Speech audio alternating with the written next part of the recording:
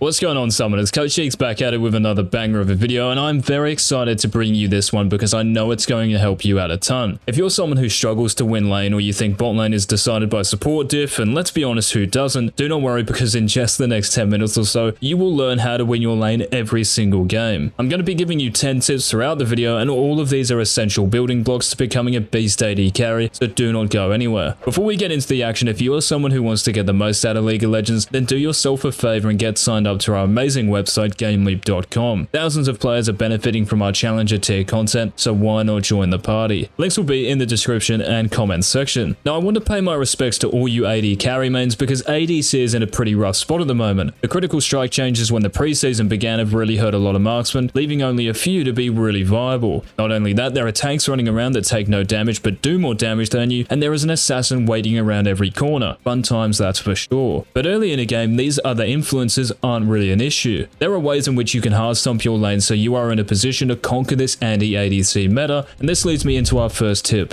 creating space. When you are auto-attacking or damaging the enemy AD carry, it is absolutely essential you do so while creating space from their support. Whenever you watch the best ADCs in the world, they are never auto-attacking and moving into range of both enemy bot laners unless they are trying to quickly blow one of them up. Every AD carry I've ever coached makes it look as if the enemy support is a magnet that they can't pull themselves away from. Why? Because when they look to dish out a few auto attacks and abilities, they do so while the enemy support is in range to counter. By moving away from that support while throwing out your damage, you are safer and alive for longer, meaning you can actually continue to auto attack and damage your opposite number. It's a simple concept, but one only the elite AD carries know about and successfully apply. If a Leona jumps on you, for example, and stuns you, can you deal damage? No, right? So to avoid this situation, you have to keep creating space between you and the enemy support. Now, when a jungler ganks as you are fighting, in between your auto attacks, do you move towards the enemy jungler or away from them? The latter, right? So always be looking to create space. You will be able to deal more damage and die a lot less. This leads me on to our next tip, the diagonal. Oh, and before we get into it, guys, make sure you subscribe and turn on all notifications so you don't miss any of our red hot uploads. Now, if you want to become a great AD carry, I cannot stress how important this tip is. When you are in lane, position yourself away from the enemy support along a diagonal. Now, I know how fun maths was at school, so let me remind you. Diagonal lines are longer than straight lines. So let's think of a common example. If the enemy support is standing in one of the bot lane brushes, stand towards the river. If we reverse the situation and the enemy support is now the one standing on the north side of the lane, you hug the south side. We can actually combine this tip with creating space. If we think of these diagonals as the space we want to maintain at all times, it is incredibly hard for the enemy support to do anything unless they flash or land some godly hook through a minion wave. So always operate on a diagonal. Again, this is really simple, but the number of students I've started off coaching who stand directly opposite a blitzcrank and wonder why they die is pretty damn high. So you need to create space from the enemy support and play along a diagonal, but why the enemy support? Well, this is tip number 3.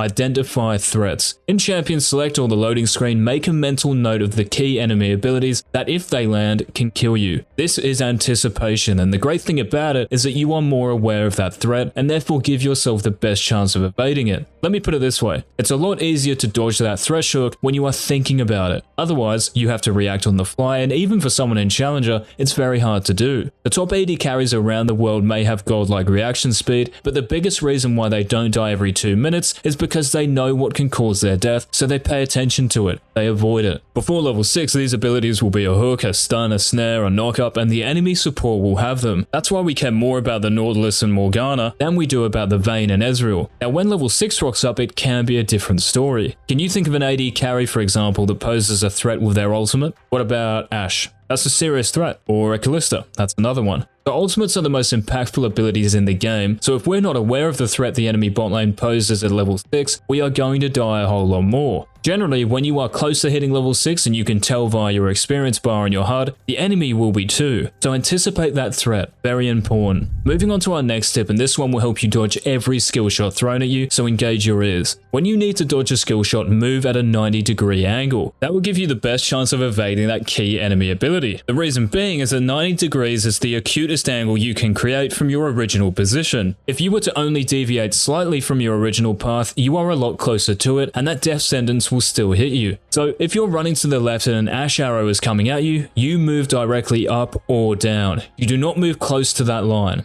This tip will help you out so much because sometimes it's very hard to anticipate what the enemy champions will do. For example, a Blitzcrank might Hex Flash out of a brush and try hook you, so you have to apply this 90-degree rule to dodge it. Another great tip for you to use in your games is to change your rhythm, because it will help you dodge even more skill shots. When you're farming or fighting, always mix up when you auto attack. It might sound strange, but when you auto attack on repeat, you do so at a certain rhythm. Well, why is this important? Well, when you auto attack, your character has to channel that attack, and when doing so, stand still. But can you think how the enemy support can take advantage of this? If your auto attacking tempo, if you like, is the same, the enemy support can better time their abilities to hit you because they know exactly when you're going to auto. This is especially dangerous against hard engaged supports, as you can imagine. So when you see that enemy support posturing to harass or engage, mix up your auto attack rhythm. There are two ways you can go effectively about doing this. After auto attacking, you reposition and stop autoing, or you could cancel your auto attack. So as soon as you see your character buffer that auto, right click on the ground nearby and you will stop the animation. Now what's great about both of these is that it will bait the enemy support into using and missing their skill shot and sometimes even their flash. Think of a set, for example. If you pretend as if you're going to auto attack again but step back before you send it, that can bait that set into flashing in and missing his E, and you have a massive advantage in lane because of it. This is a very nuanced technique, but one thing the best AD carries in the world do on a regular basis. I want to show you this one clip in particular. Let's focus on Draven and watch how he plays against Set. You guys see the diagonal being applied here? Watch how Draven's movement is dictated by Set's. It's like they are both on the same axis. When Set hovers top side of the lane, Draven rotates to the bottom side. When Set then hovers bottom side of the lane, Draven goes towards the top side. Remember when I said the only way a hard engaged support can engage is if they flash? Well, Draven's reaction speed is insane here, but why? What do you guys think he's thinking about when he's farming against a Set support? Is he thinking about what he wants for Christmas or what Santa's going to put in his stocking? No mate, he's thinking about Set's key ability, his E.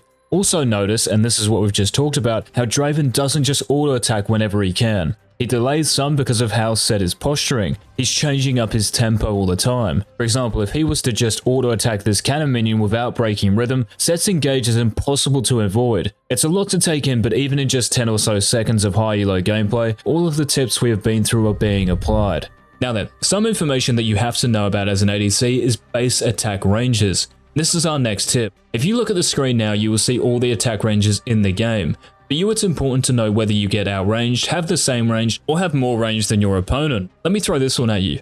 Why do you think Caitlyn is very hard to lane against this Vayne? Is it because she's taller or her gun is bigger? No, it's actually because she outranges Vayne by 100. So whenever you try to get a CS as Vayne, Caitlyn can just auto attack you and you get poked out of lane. So it's crucial to know these numbers because then we know how close we can get to the enemy ADC for free and how close we can get to them before we start taking damage. And this leads me on to our next tip.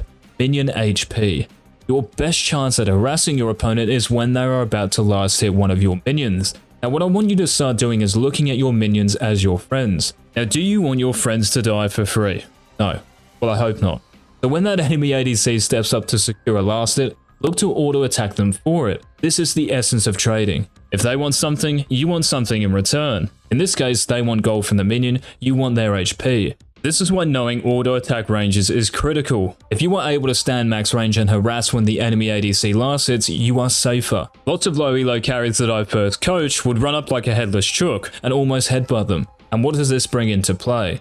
The enemy support, perfect. So the last two tips are linked and the moral of the story is harass the enemy ADC at max range when they are last hitting. These next two tips are also connected and just as important. Use your skill shots on the CC'd enemy. Lots of inexperienced AD carries will focus their damage and abilities on champions that aren't the optimal target. Say for instance you and your Pantheon support want to dive the enemy bot lane. As soon as your support stuns one of them, you have a second window to land all of your abilities. Think about this. Your abilities in these situations aren't really skill shots, right? Because the target cannot move. They are more like targeted abilities, they are therefore easier to hit. So this is why it's important to unload your abilities on targets that are stunned or rooted, etc. because it's free damage. This is also very important when your jungler ganks. One way you can coordinate your team's focus and yours is to ping, that's right. Letting your buddies know who you want to target gives you the chance to kill the enemy a lot quicker without wasting valuable time. You never want to be throwing out your damage at one target while your teammates are throwing out theirs at another. The final tip of the video, fam, is knowing your back timers. In other words, knowing how much your items cost. At every stage of the game, this is huge. When you don't recall for key items, you are delaying your power spike, and the longer you stay on the map, the less relevant you become. Not only that, everyone else in the game is scaling, in terms of levels, items, resistances, damage, and so on. So if you're the same champion at level 4 as you were at level 1, you are going to get pumped. Think of your early game. If I was to say 1300 gold, what do you say?